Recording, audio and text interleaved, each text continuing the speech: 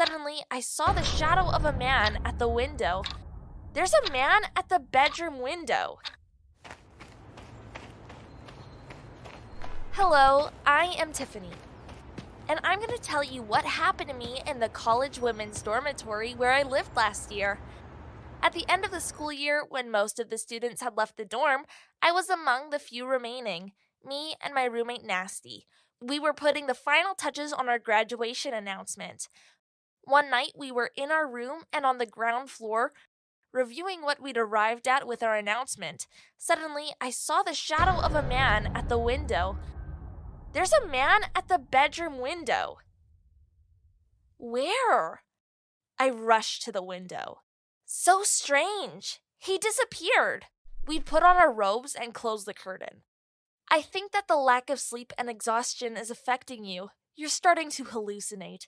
Try to sleep a bit and we'll finish tomorrow. I won't lie about what I saw. I'm certain of what I saw.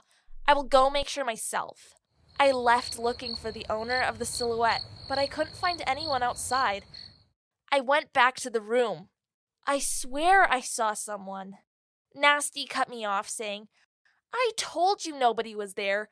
It was just your mind playing tricks on you from being so tired. No, that's not possible. But let's drop it and go to sleep. Despite all that, I admit you're courageous. If it had been me who saw something, I wouldn't have gone out in the dark by myself to investigate. A number of days went by after the incident. Nasty went to her hometown. And that same night, I was by myself in the room and turned toward the window and saw the same silhouette again. I became very frightened and like a bolt of lightning took off to my friend's room who was in the same hall.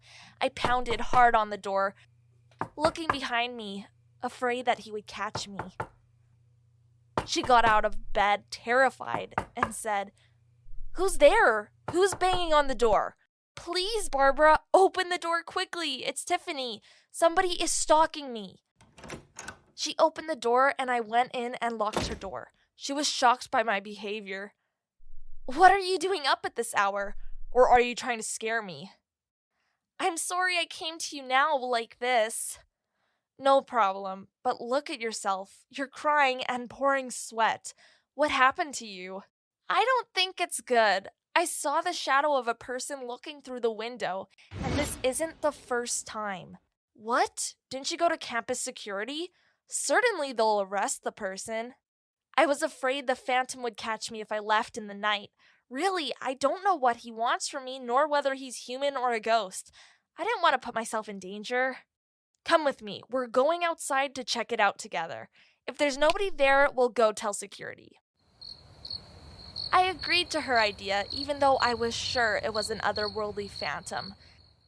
As expected, we didn't find anything, so we went to the security headquarters and told them what had happened.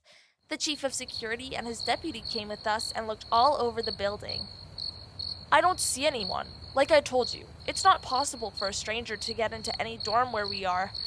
No doubt you both imagined it. But I saw it outside my window twice. Maybe it was one of the students trying to scare you. You are used to pranks. He said this and left with his deputy. Listen, Tiffany, don't listen to them. We should go back to the room and wait for the phantom to return. I'm going to be with you and we'll find out what's behind all this. I agreed and it happened just like she said. The next night, the phantom returned again. Barbara and I were sleeping, but I woke up when I heard my name. This time, I looked at the window and saw the phantom whispering my name, saying, Tiffany, Tiffany, Tiffany. Then he let out a frightening laugh that froze my heart. Despite that, I didn't make a sound. Instead, I woke up Barbara, placing my hand over her mouth, afraid that she'd scream. Wake up, Barbara. The phantom came and it's calling me. She got up calmly and bravely and opened the door to go outside. When she got to him, she saw no sign of him, but she saw him running until he got to the dorm security center. It's one of the security people, Tiffany. Are you sure? It's not a ghost? I think so. Come with me. We went to the security headquarters, and as was his habit, the chief met us with sarcasm. What is it this time? Did the Phantom come back to scare you, or did he try to eat you? Ha ha ha ha. No, but this time we know who the monster really is. It's one of you guys. Check out your men and find out who was standing outside my window. It's not possible that it was a member of the security team scaring you. You're trying to disparage the reputation of my team. We aren't making up any accusations. We saw him run here. Listen, girls, get out of my face and don't try to get me riled up with these accusations. Then there will be a meeting later and you'll regret it. Come on, Barbara, let's go. Barbara and I left the security headquarters, heading towards my room. When we got there, Barbara said, "How can we leave without taking what's ours by right? I saw him with my own eyes. It was one of the security men peeking through the window." I believe you, but we won't get anywhere by arguing with them.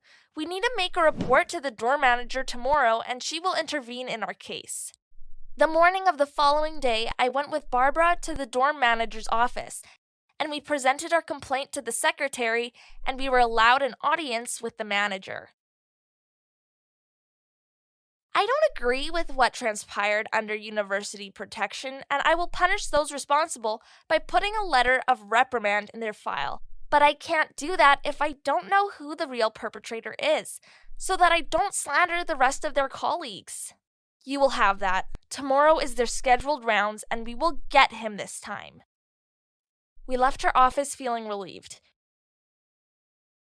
We waited that night impatiently, but the Phantom didn't show up that night. Our plan to seize him was practically impossible.